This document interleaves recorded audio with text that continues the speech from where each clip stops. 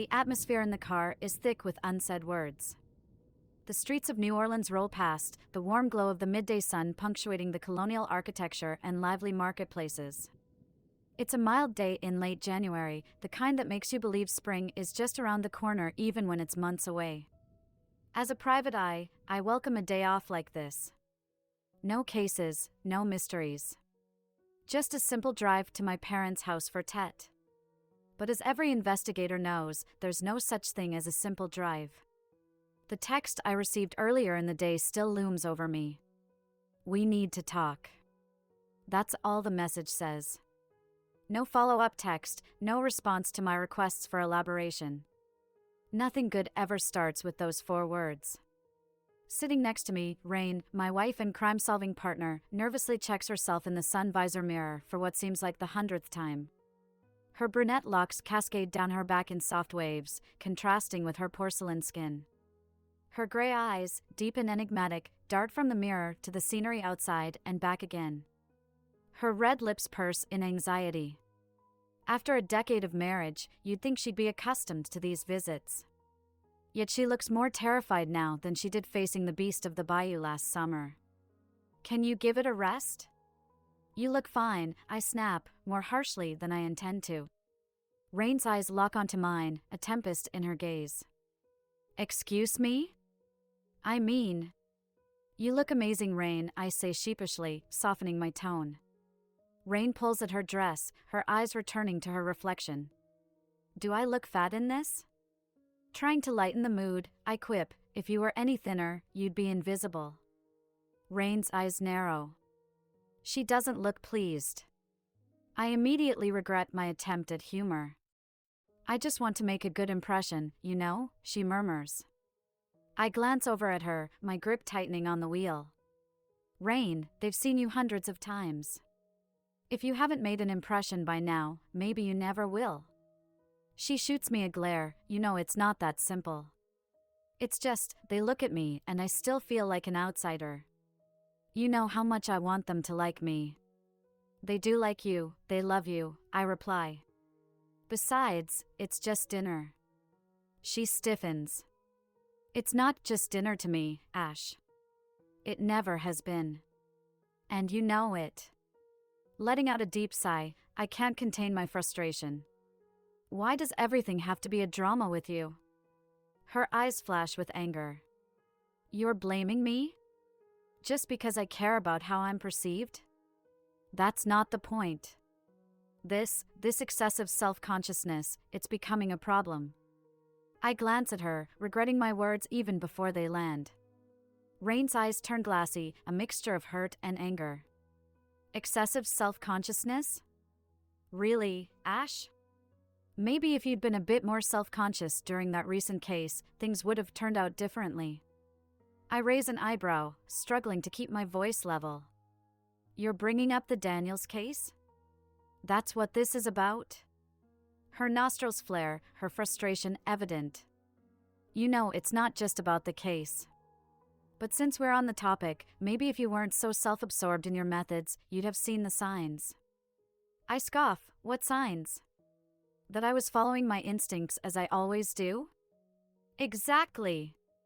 Rain exclaims, pointing a finger at me. Your instincts. Not once did you think about how your actions could affect others. Like when you decided to break into Daniel's office without backup. I snort. This is rich coming from you of all people, Rain, I say tersely. Between the two of us, you've always been the reckless one. Remember the stunt you pulled last year on the Montgomery case? You almost got us both killed. Rain's voice lowers, her anger dissolving into vulnerability. Ash, I'm just saying, maybe we both need to think more about consequences, about the future, about... As the SUV pulls up to a quaint apartment complex, the vibrant figure of our secretary Abby appears at the door. Her eyes widen slightly at the sight of the vehicle, and she hurriedly makes her way, carrying a carefully wrapped dish. I can see something deeper in Rain's eyes, a tremble in her voice, something she's hesitating to say. But my own frustration blinds me to her subtle attempt to change the conversation's direction. The apartment complex looms larger as we pull into the parking lot, and the sight of Abby hurrying toward us distracts me further. Can we please talk about this later? I beg her, not wanting to cause a scene. Her mouth tightens, and she gives a small, reluctant nod, looking down at her lap. Fine, she whispers, the unspoken words hanging heavy in the air between us. Hey, y'all, she greets cheerily as she gets in, unaware of the stormy atmosphere in the front. Thanks again for inviting me. I'm so excited. As she settles into the seat, she can't help but notice the icy silence. Everything okay? She asks, her voice hesitant. Rain and I trip over each other to respond. Everything's fine, I say. Absolutely, Rain adds, her tone just a tad too sweet. Abby raises an eyebrow but decides not to push further. So, she begins, trying to change the topic. Tet is like Vietnamese Thanksgiving, right? Because I brought a casserole. Rain laughs softly, not exactly, Cher. It's more like New Year's. It's a time for family and to celebrate fresh starts. Seeing an opportunity to lighten the mood, I chime in with a smirk. You know, our previous secretary made the same mistake. Brought a turkey and everything. We never saw her again after that Tet dinner. What was her name? Louise? It's still our most mysterious cold case. Abby's face pales, but before she can react, Rain rolls her eyes and playfully swats at me. Don't listen to him. He's just messing with you. Louise moved to California to be closer to her grandkids. I could see the relief wash over Abby's face. Rain smiles at her. If it puts your mind at ease, I made a traditional Cajun Mardi Gras dish, chicken and sausage gumbo. It's a bit spicy, but I think everyone will love it. Abby's eyes light up. That sounds amazing. Rain grins, then turns her attention back to me. Ash, did you remember to bring the gifts for Theo and Mia? Abby, looking confused, chimes in, gifts? Rain explains, it's a Tet tradition. Elders give red envelopes with money inside to younger family members. It's meant to bring luck and prosperity for the new year. Abby nods, understanding. Oh, so like a New Year present. Rain nods, then eyes me with a pointed look. So, Ash? Did you put in $50 for each of them? I sigh, rubbing my temples. Yes, I did. She gives me an approving smile. Great. I just want to be a good aunt, you know? They're growing up so fast. Abby catches onto the tension, and with a puzzled expression, she looks from me to Rain. $50 seems generous. I mumble, I wanted to give them $20 each, but some people believe in spoiling them. Rain and I lock eyes. For a moment, all the heated words and unspoken issues between us hang in the air. But as Abby looks between us, curiously, we reach a silent truce. For her sake, and for the sake of the day, we let it all slide into the background. Rather than dredging up further drama, Rain and I spend the rest of the ride giving Abby a crash course in Vietnamese language and culture. The entrance to my parents' house always brings a rush of nostalgia. The familiar scent of jasmine and the faded walls painted in a pale blue hue transport me back to a simpler time. Rain and I exchange a quick glance, our previous argument momentarily shelved. For the next few hours we are a happy couple. In my line of work, you get really good at pretending. Stepping out of the car, the sounds of laughter and the faint murmur of voices reach our ears. It seems the entire extended family has already gathered. I straighten my jacket while Rain adjusts her dress, making sure everything is in place. As we near the entrance, the door swings open to reveal my mother, a small, plump woman with graying hair pulled back in a tight bun. Her face lights up with a bright smile as she sees us. Ah, Asher. Rain. You came, she exclaims, her Vietnamese accent shades her English.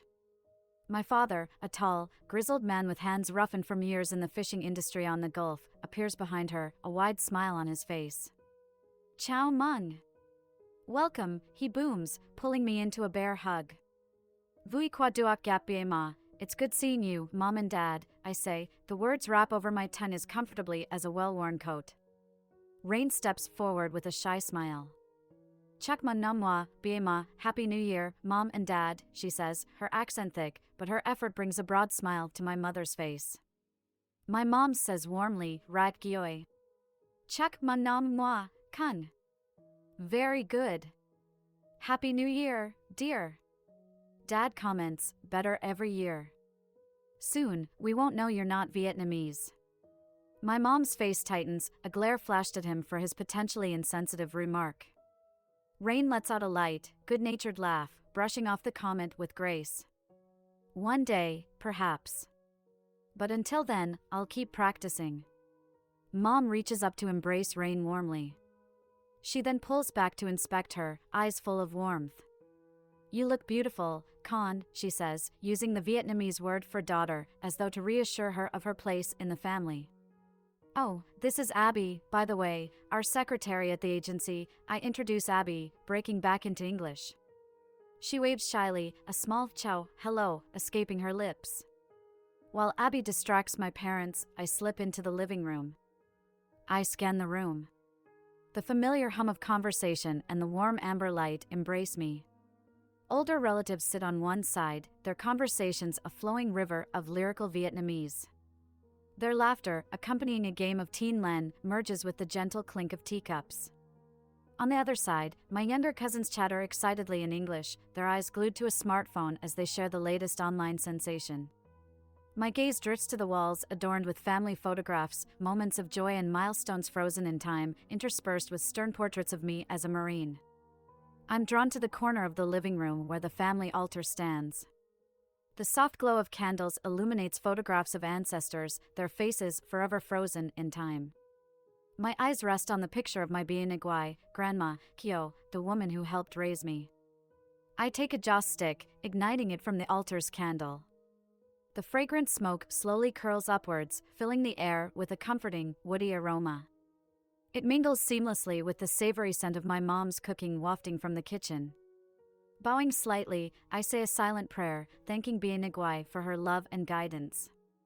Continuing my search, I catch sight of my younger sister, Kira, in the adjoining room. She's chasing after her two young children, a look of frantic merriment on her face. But amidst the giggles and playful shrieks of the kids, I notice the strain in her eyes, a shadow of sadness and uncertainty that she's doing her best to hide. The absence of Swan, her husband, hangs in the air like a heavy, unspoken word. It's her first tet since their separation, and the pain is still fresh, a wound yet to heal. Navigating my way towards Kira feels like threading through a determined defense on the football field. I sidestep Aunt Mai's eager questions and slide past Uncle Bao's boisterous stories, finally reaching Kira. Kira's eyes meet mine, and for a moment, the mask falls, revealing the raw vulnerability beneath. She gives me a weary but sincere smile. Hey, Aunt Ash, Kira says, looking almost surprised to see me. She hugs me, clinging to me just a moment longer than usual, as if drawing strength from our bond. She then turns to Rain, offering a genuine smile and hug. Good seeing you, Chi Rain. It's great to see you, I say. Her kids, Theo and Mia, 7 and 5 years old, notice us, their faces lighting up with youthful excitement. Ka Ash. Mo Rain. Uncle Ash. Aunt Rain, they exclaim, abandoning their game to rush towards us, their small feet pattering against the wooden floor. Rain bends down to the kids' level, feigning shock as she holds her hands out to measure their heights. Mon Dieu, you two are getting so tall. Soon, you'll be taller than me, she exclaims with playful exaggeration. Theo giggles, puffing out his little chest with pride, while Mia, ever the dramatic one, stands on her tiptoes and stretches her arms skyward. Look, Mo Rain. I'm already so tall. Kira chuckles, ruffling Mia's hair. At this rate, she might just surpass all of us. The kids jump onto me with squeals of delight, wrapping their little arms around me tightly. The joy in their eyes is infectious, and for a moment, the weight of the day's events melts away. Ka Ash. Theo exclaims, his eyes twinkling with mischief, tell us a detective story. We want to be like you and Mo Rain when we grow up. Mia says, echoing her brother's enthusiasm. I look over at Rain, who smirks, a glint of amusement in her eyes. We agreed a long time ago that the real stories from our line of work aren't suitable for little ears. But it's Tet, and I don't want to let the kids down. All right, I start. This is the story of brave Detective Theo and his brilliant younger sister, Detective Mia. Theo beams with pride, while Mia snuggles closer, her eyes wide with anticipation. When the story begins, I say, settling down on the living room floor with the kids clambering around me, Theo and Mia found themselves in the heart of a big, bustling city. The city was lively, filled with music and colors, but it held a big secret. Theo's eyes are wide, and he whispers to Mia, "That's like New Orleans." Mia nods eagerly, her eyes never leaving my face. Yes, but you see, I continue, there was a naughty bunch in town, making trouble for local shop owners like Mr. Delgado, the nice baker, and Mrs. King, the sweet florist. They were taking their money and making them very sad. Like bullies. Mia interjects with a frown. Exactly like bullies, Mia, Rain affirms with a gentle smile. But our private eyes knew that they should always stand up to bullies. Theo whispers something into Mia's ear, and she giggles, covering her mouth with her hand. Rain takes over, her eyes dancing with mischief. Now, the leader of these bullies was called the Viper. And just like his name, he was slippery and dangerous. Mia's eyes widened with a mix of fear and excitement. "That's a scary name," she whispers. "Yes, it is," I agree, nodding gravely. "But our duo are never afraid. They're brave, like lions." Rain continues, with the help of some friendly cats in the city, our detectives discovered that the Viper had a hideout. It was a secret place where they planned all their naughty schemes. Like a pirate ship? Theo suggests. Mia nods enthusiastically. Or a spooky castle. I chuckle, more like an old abandoned warehouse, but your ideas are way cooler. Rain nods. Inside the warehouse, Theo and Mia found all sorts of evidence that the bullies had been up to no good. The two detectives, using their clever skills, gathered all the evidence and took it straight to the police, I add. The police were very impressed with their work and soon arrested the bullies, making sure they couldn't bother Mr. Delgado, Mrs. King, or any other shopkeepers again. Mia claps her hands in delight. Yay for Detective Theo and Detective Mia. And do you know what happened next? The shopkeepers were so grateful to the brave detectives that they threw a big party in their honor. They even gave them a special reward. Rain winks at me, her face bright with amusement, the tension from before seeming to melt. I pull out 2 small red envelopes from my pocket. Here's your reward, brave detectives, I say, handing 1 envelope to each child. Theo and Mia hop from foot to foot in excitement, their young energy palpable. Kira gives them a stern but affectionate look. Now, what do you say when someone gives you a gift? The pair pause, glancing at each other as if to confirm their response. In unison, they bend at the waist, performing a small bow. Cam on Ka Ash, Cam on Emo Rain, they chorus, their Vietnamese impeccable. It's a clear sign of Kira's efforts to instill in them a connection to their roots. You're very welcome, mes amours, Rain responds. The children's laughter fills the air as they dart away, the envelopes clutched tightly in their hands, eager to share their treasures with their cousins. Kira watches them go, a tender smile playing on her lips. As the sound of their laughter fades into the background hum of conversation and clinking dishware, her expression changes, the fatigue and melancholy creeping back into her eyes. She leans against the doorway, arms crossed loosely over her chest. You and Rain, you're really good with them, Kira murmurs, her voice soft. I offer a modest shrug, feeling the warmth of her words. They're great kids, Em. If she only knew. The tale I'd spun for the kids was a sanitized version of the gritty reality. There really was a protection racket. The Viper was no fictional bully, but Vincent the Viper Marcello, a feared mafia capo. Rain and I had infiltrated his compound, swiping a hard drive teeming with evidence of his dirty dealings, including evidence linking him to at least 3 murders. I also deliberately left out the grisly part of the story where we abducted one of Marcello's thugs and pistol-whipped him with the gun he'd used to threaten the shopkeepers until he gave away his boss's hideout. I gently touch her arm. So, how are you holding up? I ask in a soft voice, leaning closer so as to keep the conversation private amidst the bustle of the celebration. She offers a small, tight-lipped smile, a reflexive gesture that doesn't reach her eyes. "Oh, I'm doing," her voice trails off, her gaze drifting to where her kids had disappeared. "I'm managing."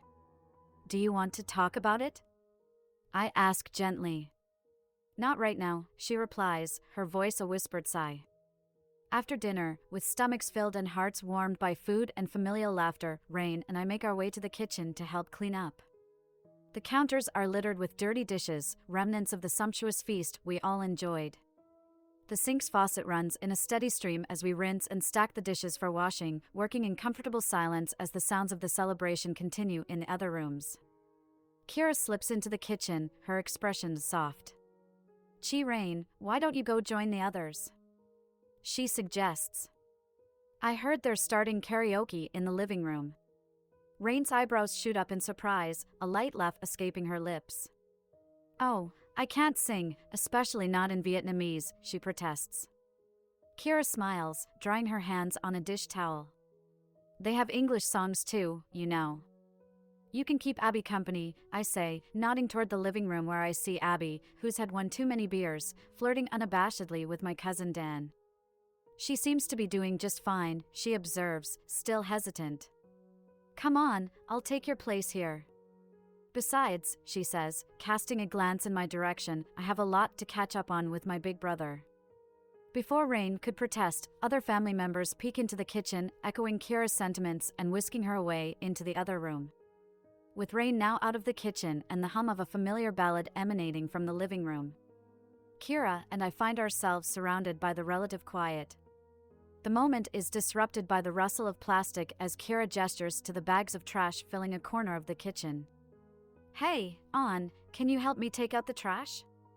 I nod, grabbing a bag and following her out the back door. The night air is cool and crisp, a stark contrast to the warm bustle inside.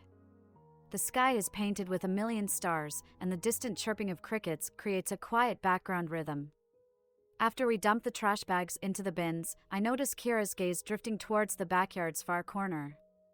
It's where we used to have a secret hiding place as kids, a little nook in the hedge where we would discuss our greatest adventures and plans. The hedge has grown thick and wild, but the nook still seems to be there. "Remember that place?"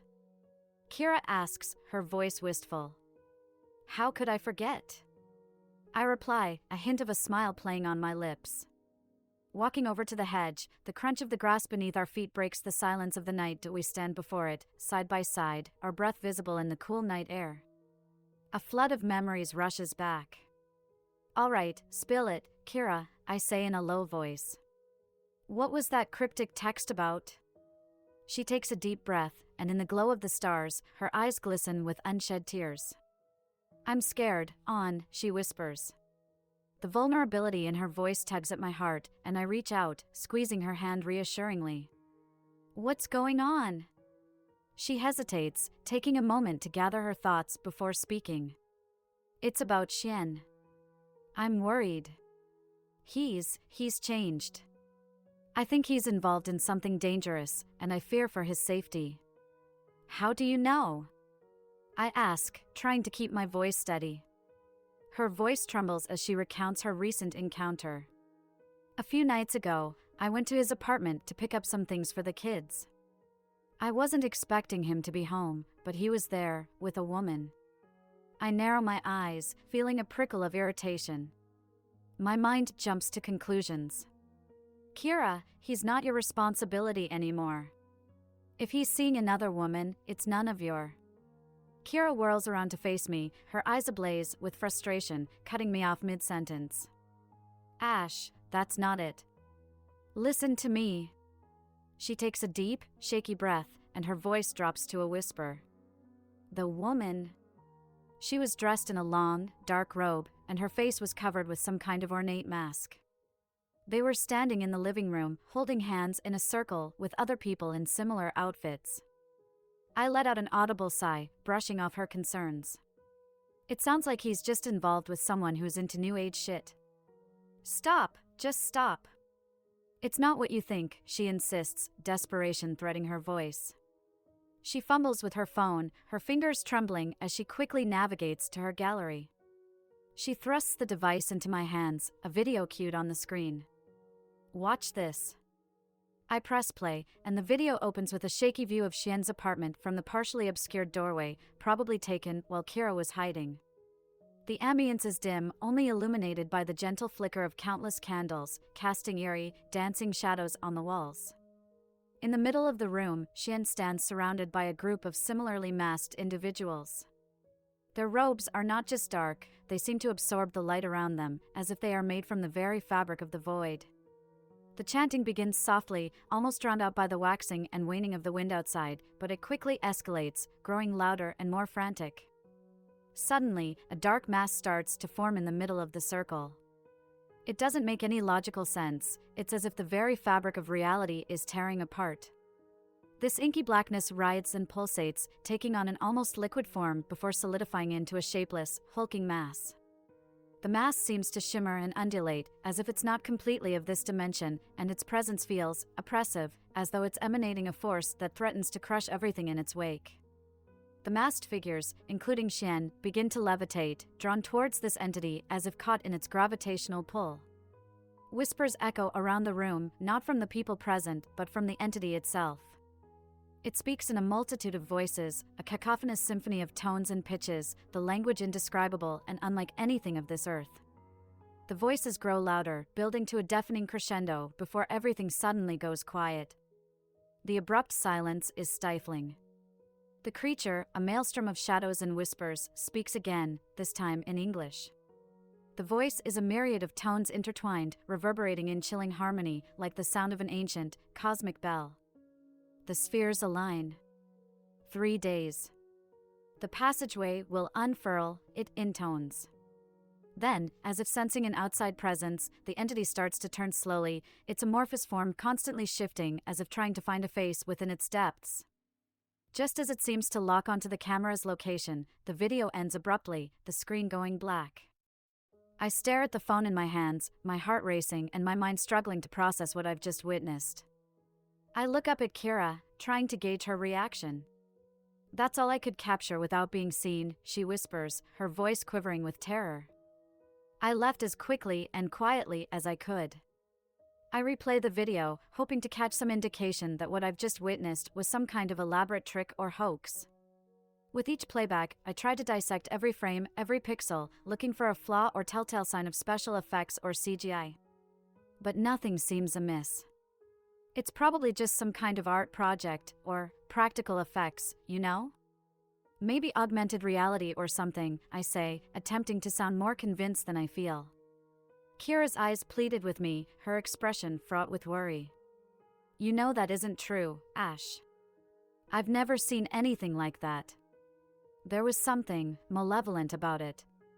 I don't know what's going on with him, but this is way beyond our understanding," I reply, frustration evident in my voice. She steps closer, her voice taking on an urgent tone. "Please, Ash. I don't care if we can't explain it. I just want to know he's okay." I grit my teeth, clenching my fists. "Why do you still care? After everything?" Her eyes glisten, and she looks away for a moment before meeting my gaze. "He might have hurt me, but he's still the father of my children. I have to know he's safe.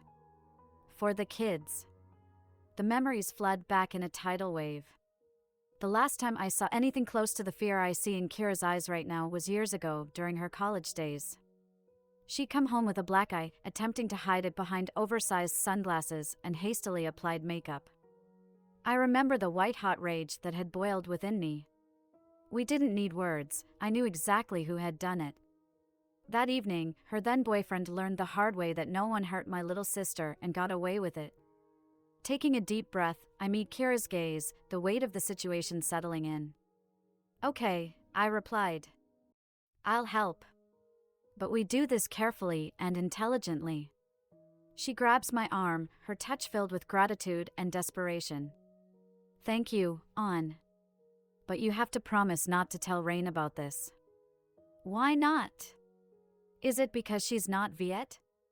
I ask, my voice tinged with a hint of irritation. The question instantly sets a spark in Kira's eyes. How dare you ask me that, she retorts, offended. I love Rain like a sister. It's not about that. I can't have anyone know, not even Mom and Dad. Please, this stays between us.